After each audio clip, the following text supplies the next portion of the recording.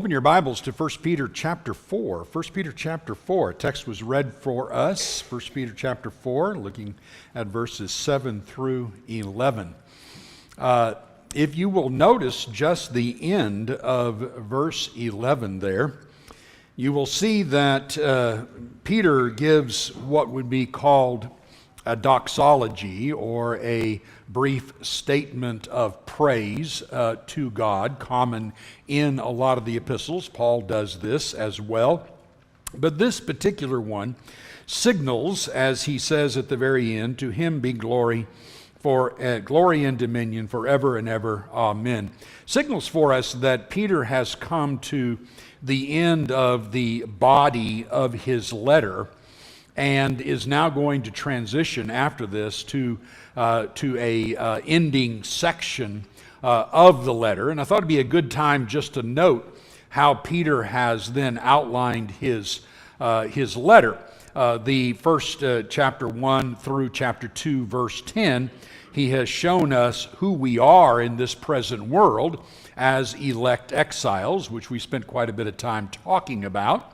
And then from chapter 2:11 through 4:11, as we will discuss today, he has shown us how to live in godliness in the light of suffering for righteousness' sake, and how to live then as elect exiles during this period. And then in the final section of his letter, from 4:12 through 5:11, he will then give us hope in the midst of even a greater trial that is upcoming. So that's the basic outline. It's unusual, we might think, for him to bring the body of the letter to bear here, seemingly somewhat early, but he has taken it that way so he can save the last section to emphasize that the hope that we have in the midst of even a greater trial that seems to be ready to come upon them. So that is the idea. Now notice, of course, the words that are given there, that the culmination or the end of all things is at hand. I've used the word culmination in the title because that comes from the Net version, and I think gives us a good perspective of what's taking place here. The culmination of all things at hand. It's fair for us, when we read that, to think in terms of what would first century readers have thought the culmination or end of all things at hand. What end are we talking about?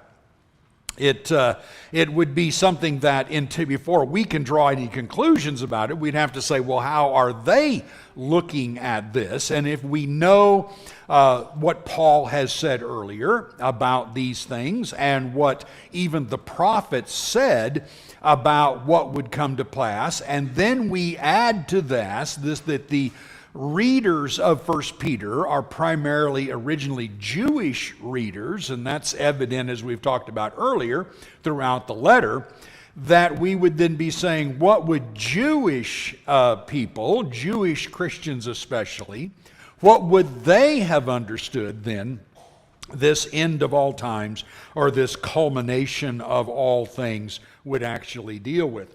Paul makes an interesting statement back in 1 Corinthians 7, when he, in that text, actually talks about such severe trials that are about to arise for them, that he urges them to not even get married if possible.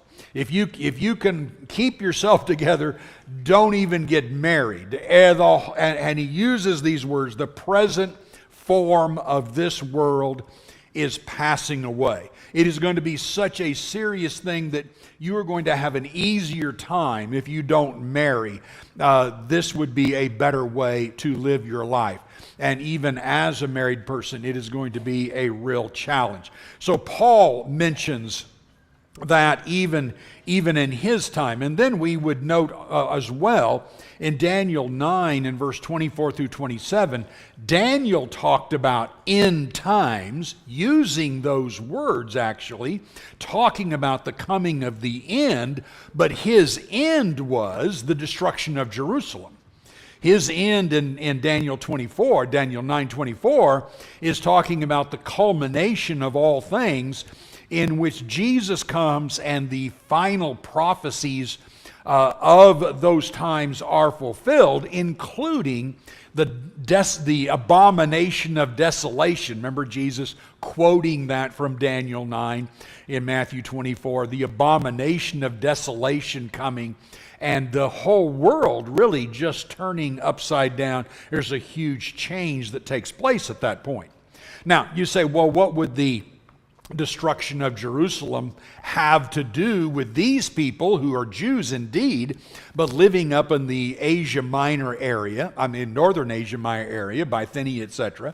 And what would it have to do even with Gentile Christians? Well, AD 70 is a markedly turning point in Roman history, and in especially history for believers.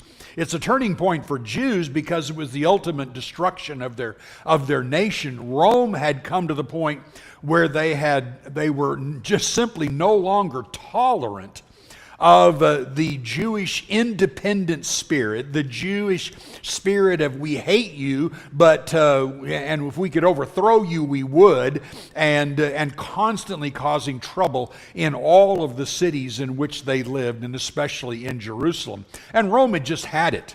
They were filled up with it, and so they fulfill exactly what Jesus and God intended for them to fulfill, and that is the destruction of God's own people, if you will, no longer his people because of their disobedience.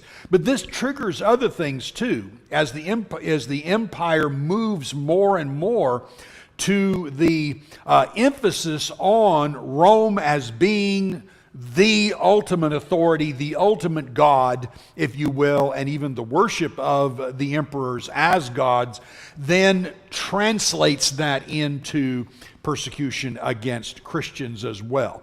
And things then politically turn for the next 200 years after that time.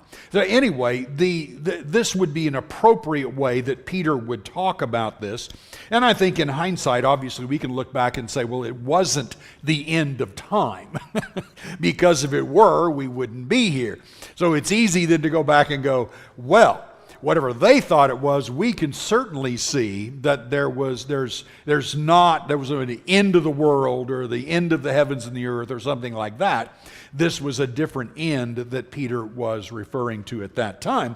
And then is basically saying it's a culmination of what the prophets and what the will of God was to bring about then the new age. I might remind you too, though, that in 1 Corinthians 10, Paul referred to his time as being the time upon whom the end of the ages has come.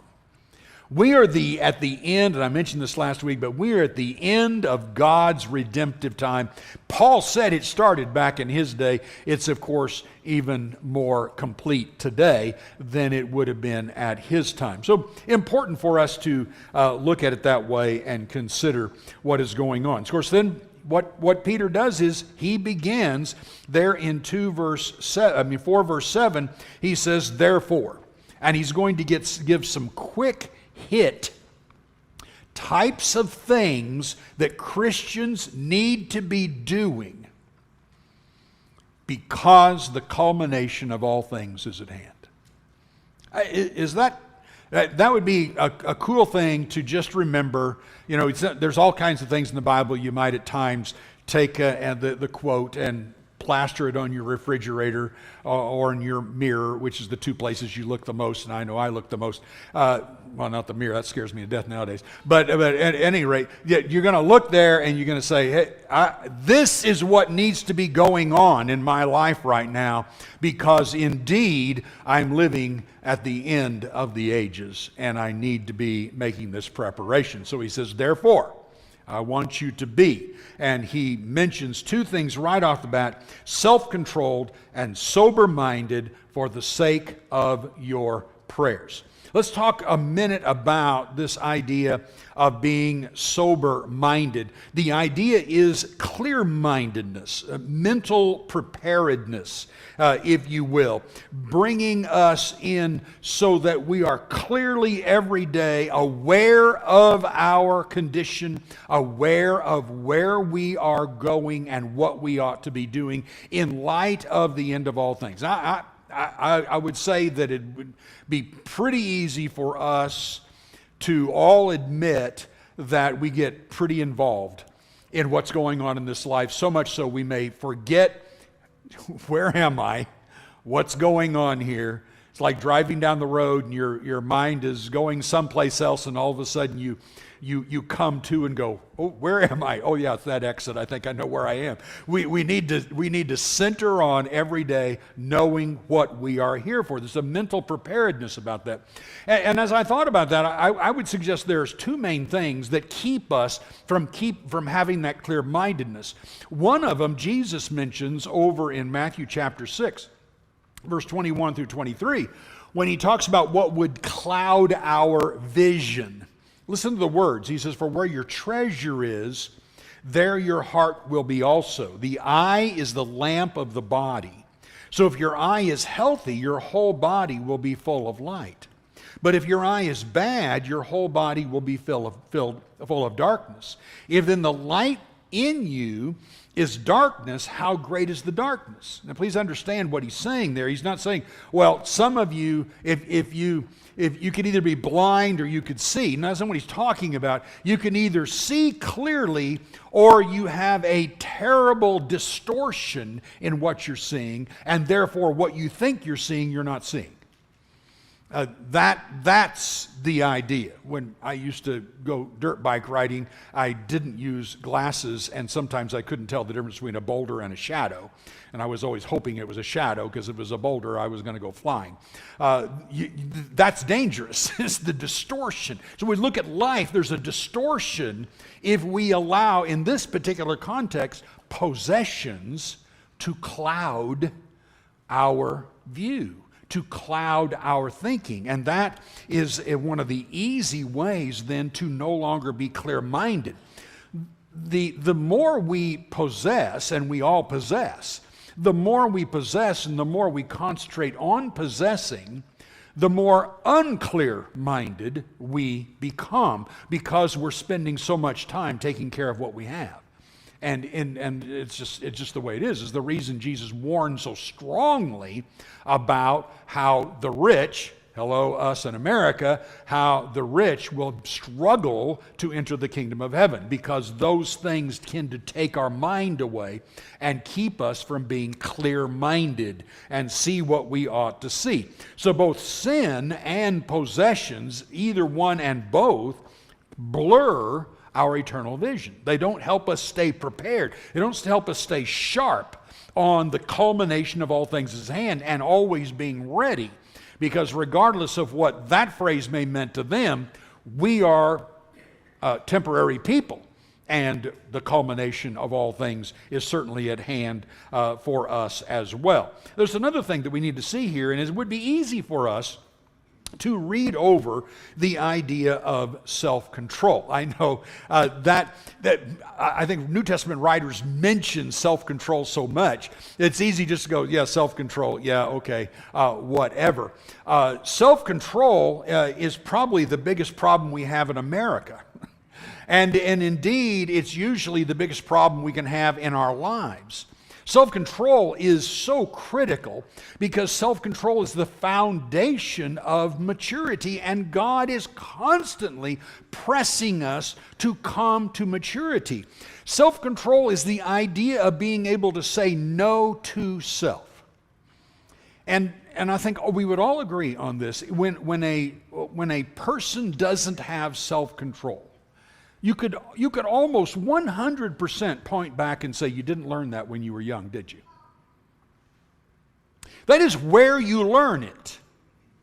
You don't learn it later in life. What you do later in life, as many adults do, they struggle with it the rest of their life because they weren't taught it when they were young. As the Proverbs teach us, a child left to himself is a disaster area.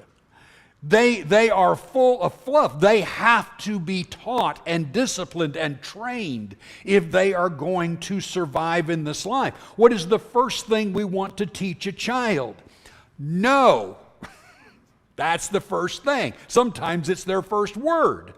No. You will not touch that. You will not this. You will not that. Because what am I doing? I'm trying to protect you. But mostly, I'm trying to prepare you for a life that will be a disaster area for you if you don't learn to say no to yourself.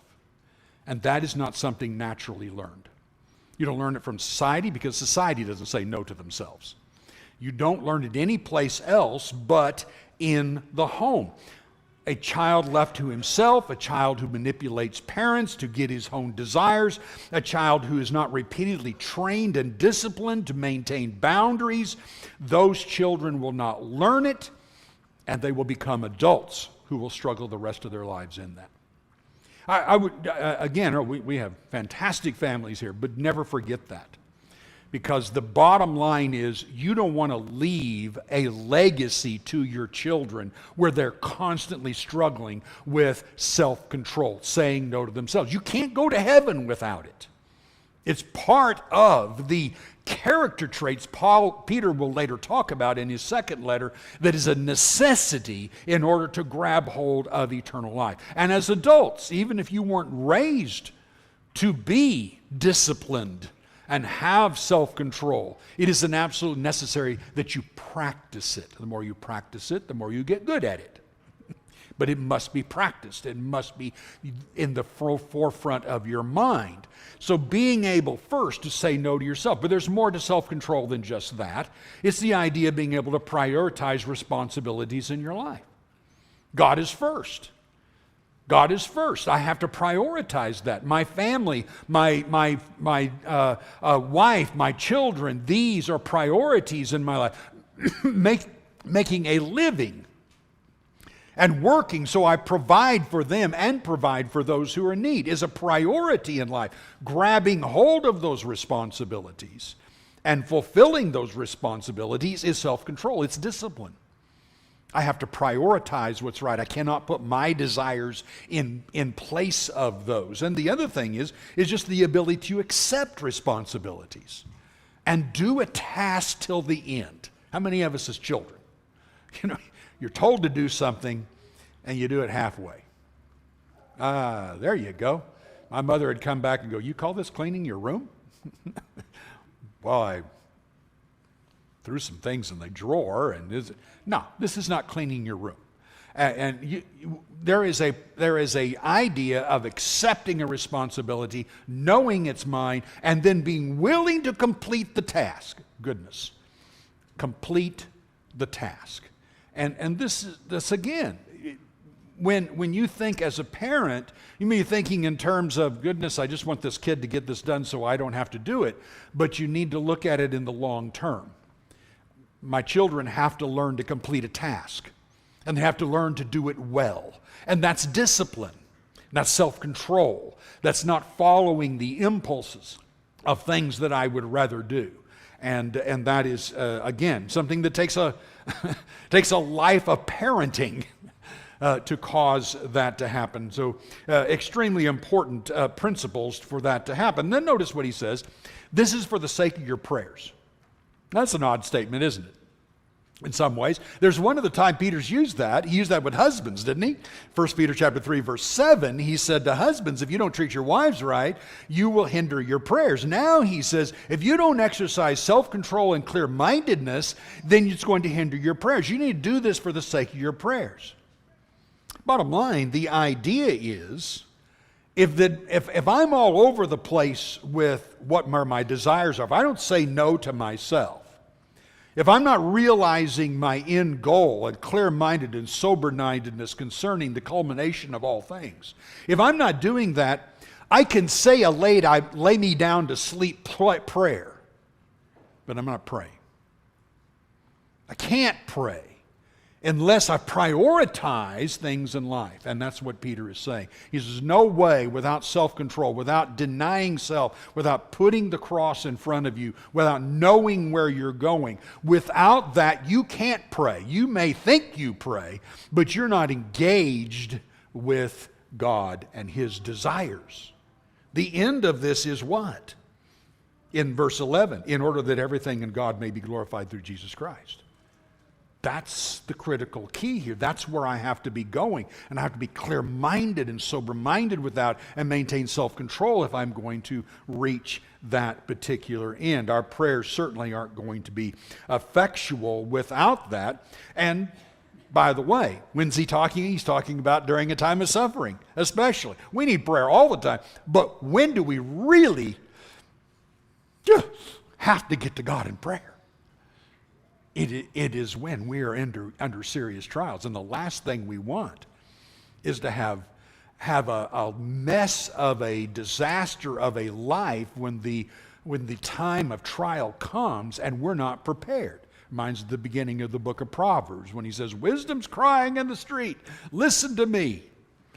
And the fool says, and he says, the day will come when you will cry to me and I will not listen to you. Yes, everything goes down the drain when we haven't prepared ourselves for trial and we do not have a relationship with God in which we can truly pray.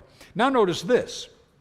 He goes on then in verse 8 and he says, above all, keep loving one another earnestly, since love covers a multitude of sins. And we of course immediately notice the words above all else, above everything. I am just so impressed with how many times Peter has mentioned this. And Paul mentions this. And John mentions this in 1 John. This is a repeated idea. Before Jesus leaves the earth, he says you have to love one another. If you don't love one another, the world will not know you're my disciples.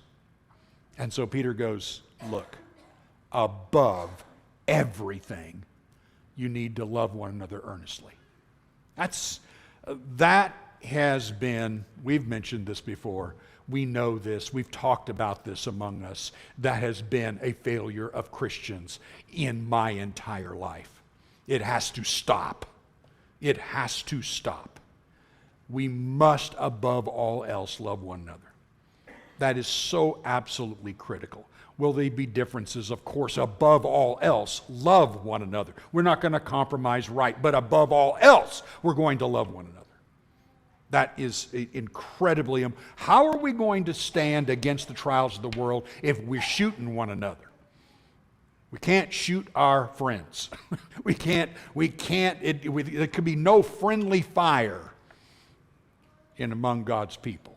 So it is extremely important, and Peter keeps emphasizing that as a brotherhood of believers, not just in this body, but as a brotherhood of believers throughout the world, we are going to, above all else, love one another. And that's a constant pursuit. When you look at this word earnestly, the meaning is that we're going to love with an intent that is just absolutely pursued at all times. It is going to be pursued and persist even in the midst of difficulties, even in the midst of trials between personalities, trials between differences in various ways.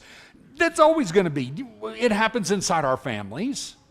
Should we be shocked if it happens inside our spiritual families? No, we should not be shocked. But we should respond like we would in our physical families. We're not going to let this divide us.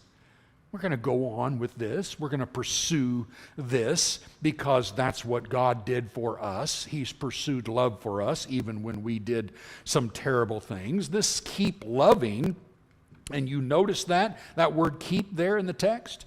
Keep loving. Peter, what are you saying? Well, loving for a little while is a piece of cake, but you got to keep loving. There's a persistence in love, and you're not going to give up. What did Paul say in 1 Corinthians 13? He said, love never fails. No, it hopes all things, believes all things. It never fails. Look at the proverb he quotes. This is a great proverb. Have you ever thought much about this proverb? But the proverb he quotes is Proverbs 10, verse 12. where he says, hatred stirs up dissension, but love covers over all wrongs. Now, in Proverbs, remember, that's Hebrew poetry. So words rhyme in the poetry. What's the two key words that rhyme in the poetry? The word stirs and the word covers. The word stirs and the word covers. They're contrasting rhymes. So he says hatred, when an event takes place that is tilts the matter of the universe between you and someone else, when some event happens that way, hatred stirs up and causes dissension. Hatred takes it to another level. Hatred creates more problems. What does love do? Love covers those things so that it does not continue. Love covers those things, does not make a mountain out of them. Love makes it so we're going to get to the end in loving one another and in glorifying God. And we have a greater goal than whatever puny event has caused a difference between us. And literally, in eternity's matter, what a puny event it would be.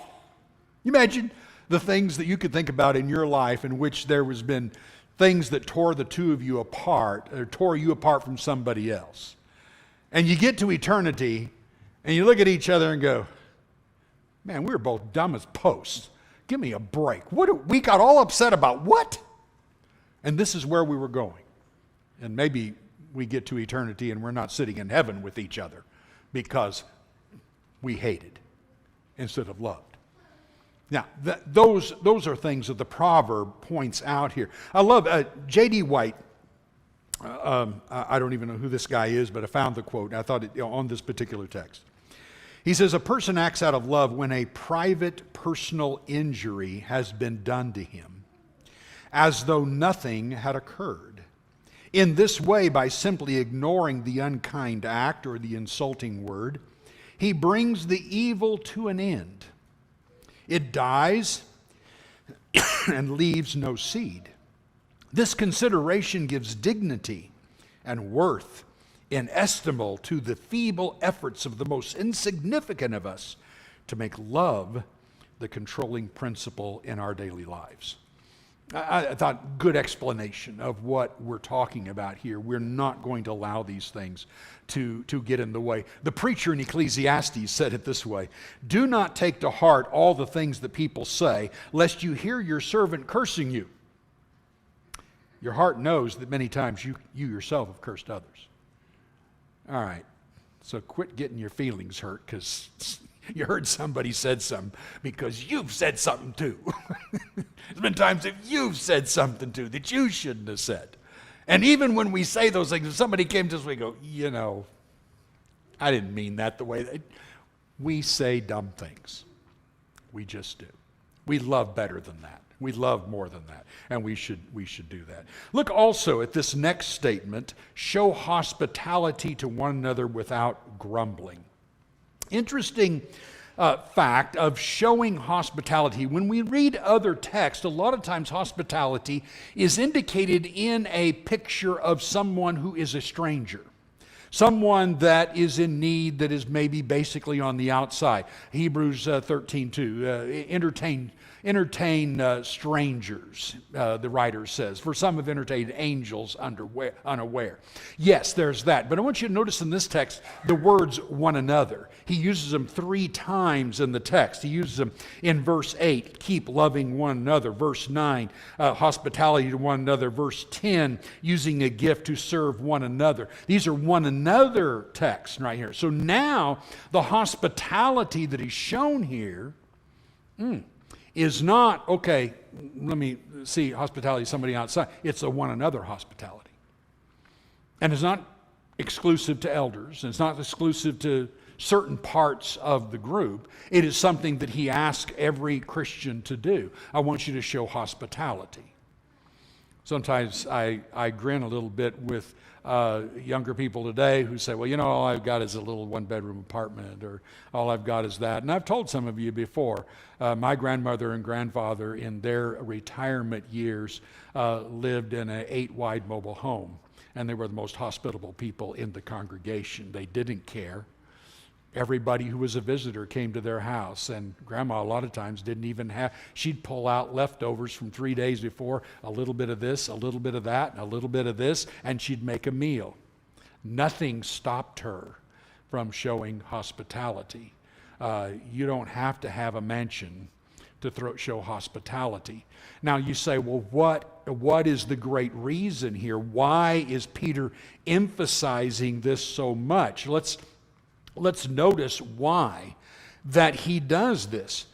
First and foremost, there are 3, I would think, suggested things that I can see in Scripture that would make a difference in a congregation.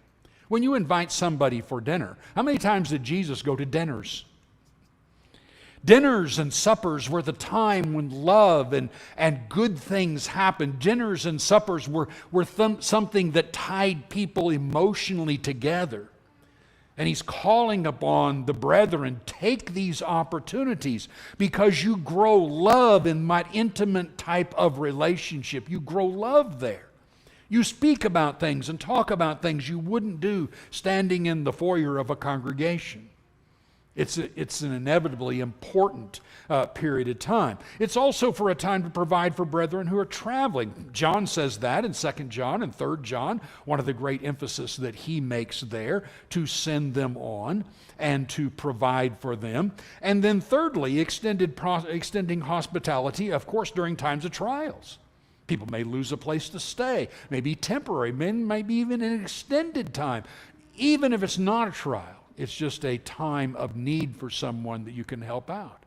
There's lots of different ways in which hospitality cements that love together, and every New Testament writer has emphasized it. It's very, very important in showing love and doing what we ought to do. And then, notice, he didn't just say show hospitality. He said show it without grumbling. I chuckle when I read that. I always chuckle when I read that. Show it without grumbling. Everybody who uses their home to have people over, you know what he's saying here. You know what he's saying. There's so many various ways. Grumble because there's a lot of preparation.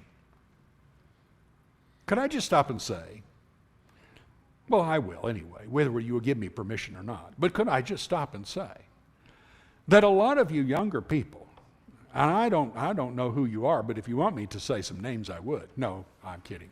Actually, you're a good group. No, best young people. I told somebody before service, we're the best young couples here I've ever met in my whole life. They're fantastic. But please be warned. Somebody invites you to come to their house for dinner, and you say, "Oh, that sounds great." And that didn't mean to say you were going to be there. Don't do that. Don't do that. Thank you so much for the invitation. In your mind, you're thinking, maybe I go, maybe I don't. Don't do that. It's like Jesus' parables on the supper. You know, you go to all this work, and then you go, are they coming? I've had that happen so many times in other churches. Can't remember it happening so much here, but that happens. Please. Understand there's a priority here, and there's a lot of work to be. So there's grumbling that can happen because of preparation. Grumbling because of the expense. Grumbling because of the inconvenience to one's schedule in order to show hospitality. This is not an easy work to do. Grumbling because of the wear and tear on your house. Oh, I don't want to have them. They have 4 children. Grumbling because of those kinds of things. Or how about this one? Just grumble because God gave me this house and he expects me to use it. Grumble, grumble, grumble. Indeed, we are stewards, caretakers for the goods that God has given us. And we need to appreciate these are gifts, which is exactly what he brings up in the final section here. As each has received a gift, use it to serve one another as good stewards of God's varied grace. Whoever speaks, as one who speaks the oracles of God. Whoever serves, as one who serves by the strength that God supplies. This is then a very important, but first and foremost, every one of us has a gift. Don't deny it. Don't say it's itty bitty. It's not very big. You have a gift. It needs to be developed. It needs to be encouraged. It needs to be something that you make better. The gift is usually a raw gift that needs to be shined up and used better, practiced. You have a gift. And God expects you to use it. Stop, give some meditation and prayer on what your gift or gifts are, and use your gifts. None of us here have all the gifts. None of us do. So that's why gifts are complementary. We need to use them together. Secondly, we are to be stewards of the gifts. We're good stewards. A steward is a caretaker for somebody else's good. God has given them, like in the parable of the talents, He's given them to us briefly to use. And they need to be used before He returns. If they're not used, then He's saying, well, I'll just take it all away from you. Like in the parable of the talents, we need to use the gifts. Very, very, very important. And he talks about two kinds of gifts. Gifts of speaking. If anybody speaks, okay, you do some speaking. Everybody does some speaking. He's not talking about a Bible class teacher here. We all speak. But when we speak as the oracles of God, I would suggest that one of the most important ways we should speak when we're expressing concepts and views of the Scripture and exchanging thought with thought as we study, use biblical terms. As much as possible, use biblical terms. There's all kinds of ways that we can get sloppy with the use of terms. A simple analogy, simple example is somebody said, oh, it was just a miracle. No, it wasn't a miracle. God may have done something, not taking away from that. God may have answered a prayer. God may have acted in any kinds of numbers of ways. But in a biblical definition, it wasn't a miracle. It wasn't some kind of suspension of natural law that you can put your finger on that God used in order to change someone's life. That's not the way the Bible uses it. Use biblical terms in biblical ways. Use it properly so that you stay with what the Bible has said. Be careful how we speak and when we speak. Otherwise, we can fall into this pattern that Paul talked about, those who are false teachers using plausible words of wisdom. You start with A, and then you go to B, and then you go to C, and then you go to D, and pretty soon it's so convoluted that you're not really speaking spiritual things. I had a conversation with a young person not too long ago, and they said, I was reading in Kings, and one of the amazing things is all these good kings, God says they did what was good in the eyes of the Lord, except they didn't tear down the high places. Well, isn't that interesting? That just indicates they're going to be in heaven and all of that, and you can get away with not doing the right thing all the time. I looked at him, I said, that's a big bunch of baloney. God stood on his head in Deuteronomy 12 and said, don't worship on the high places. I refuse to be worshiped like you worship the other idols. Now, you want to go into the thing about whether God's going to save King Asa or something like that? Be my guest. But that's not our end of the stick. We are to be a people who obeys him. We are to be people who are careful to obey him. We're not going to give excuses like, well, maybe God saved so-and-so, and they did that. Well, that doesn't give me permission to do that.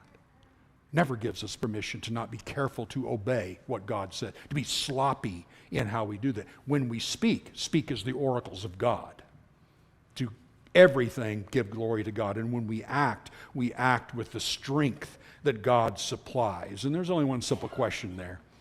Are we spending our greatest strength in serving self and what we want to do? Or are we really giving the best to God.